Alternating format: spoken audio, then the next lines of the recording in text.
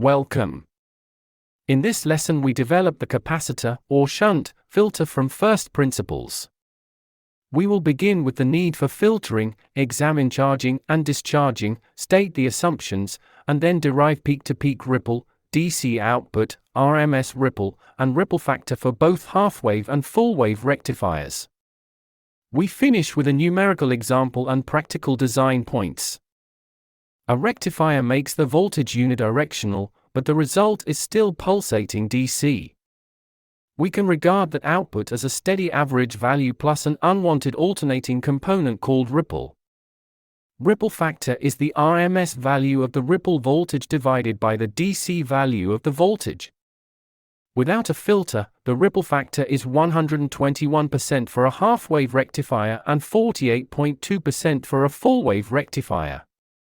A filter is therefore essential when a reasonably steady DC supply is needed. The capacitor is connected in parallel with the output load. Near the rectified voltage peak, the diode conducts and the capacitor charges rapidly toward the peak value. When the source voltage falls below the capacitor voltage, the diode becomes reverse biased. The capacitor then becomes a temporary energy reservoir and supplies current to the load. The output no longer falls to zero, it reduces gradually from the peak value, until the next charging peak. Every cycle has two intervals, capacitor charging interval and capacitor discharging interval. During the short charging interval, the supply source replenishes the charge lost by the capacitor.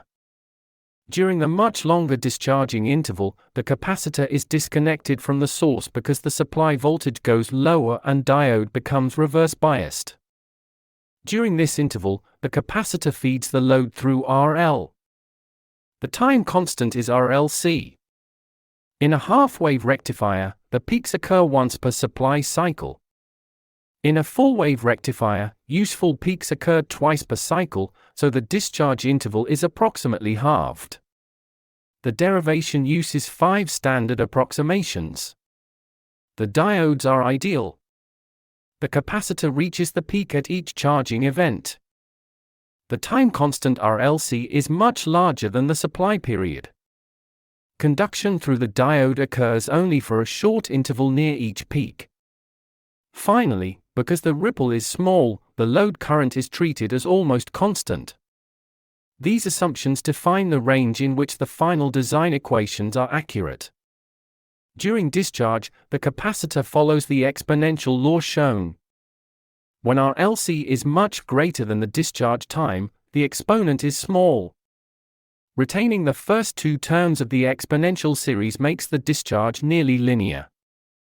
The drop from the peak after a time Td is therefore Vm times Td divided by RLC. Replacing Vm over RL by the nearly constant DC load current gives the most useful expression, peak-to-peak ripple equals IDC times Td divided by C. The same result follows directly from the definition of capacitance. During discharge, the load removes charge equal to current multiplied by time, delta Q equals IDC times Td. A charge change delta Q produces a voltage change delta Q over C. Therefore the peak-to-peak ripple is IDC times Td over C. This charge balance form is usually the fastest equation to remember and apply. Now the half-wave and full-wave case is separate. For half-wave rectification, the capacitor must supply the load for almost one complete period, so Td is approximately 1 over F. For full-wave rectification, the next peak arrives after half a period, so Td is approximately 1 over 2F. Consequently, with the same load resistance, current, and capacitor, the full-wave peak-to-peak ripple is approximately half the half-wave ripple. The filtered voltage varies almost linearly between Vm and Vm minus the peak-to-peak ripple. Its average is the midpoint of those limits, giving VDC equal to Vm minus half the peak-to-peak ripple. Substituting IDC equals VDC over RL and solving removes the circular dependence. Notice that as capacitance becomes very large, VDC approaches the input peak. A heavier load, meaning a smaller RL, produces a larger drop. Ripple factor uses RMS ripple, not peak-to-peak ripple. After subtracting the DC level, the linear ripple is a zero mean sawtooth extending from +1/2 of the peak-to-peak value to -1/2.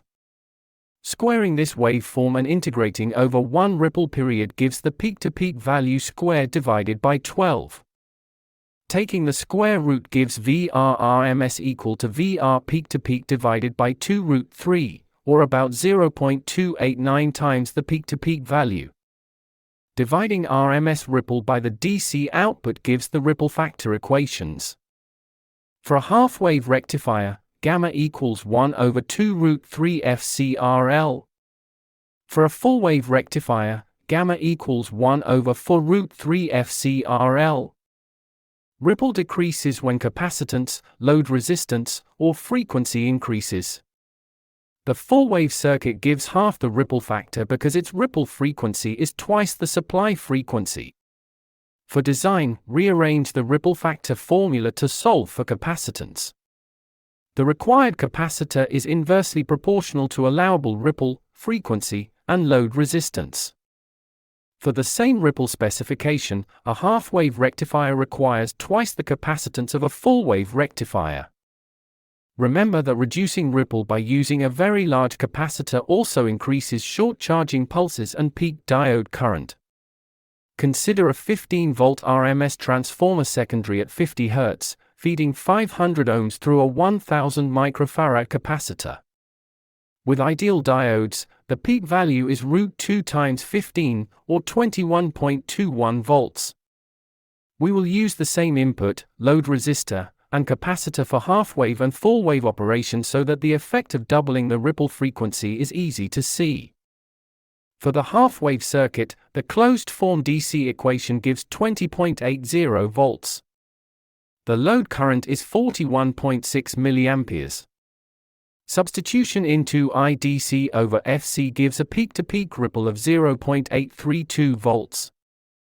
Dividing by 2√3 gives 0.240 volts RMS. The ripple factor is therefore 0.240 divided by 20.80, or about 1.16%. For the full-wave circuit, the DC output is 21.00 volts and the load current is 42 milliamperes. Because the ripple frequency is 100 Hz, peak-to-peak ripple falls to 0.420 volts. The RMS ripple is 0.121 volts, producing a ripple factor of 0.58%. With essentially the same DC output, full-wave operation has halved both ripple measures. The comparison confirms the main design result: full-wave rectification doubles ripple frequency, halves discharge time, and approximately halves ripple for the same C and RL. Real circuits also require allowance for diode drops, peak inverse voltage, repetitive peak charging current, switch-on surge, and poor load regulation. A capacitor filter smooths the waveform, but it does not by itself regulate the output voltage. To conclude, the capacitor charges to the peak and supplies the load between peaks. Charge balance gives VR peak-to-peak as IDC/TD over C. A linear sawtooth has an RMS value equal to its peak-to-peak value divided by 2√3. Full-wave rectification halves TD and approximately halves ripple. Larger C, larger RL, and higher ripple frequency all produce cleaner DC.